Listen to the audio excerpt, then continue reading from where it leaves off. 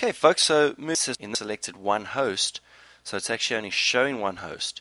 But once I click on the subnet and then click on the host, you can see then it opens up information that's visible through the port window. And I'll just change the display so it's easier for us to view, and I would then go along and actually click on the port. As an example, I can see SNMP 161 UDP and TCP are open, or at least SMTP 25 TCP is open. And once I click on the actual port, it comes up with the severity.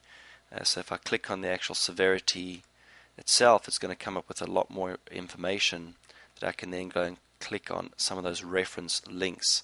So in this case, it was actually showing me that it's gone out and it's done enumeration through the SNMP port 161 UDP being open.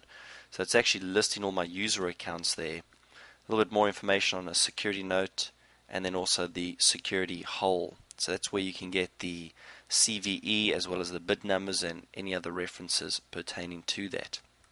So once we've looked at this report, we can then go to exporting this report, so we can import it into new T version, the Windows version, and we can compare the two side by side.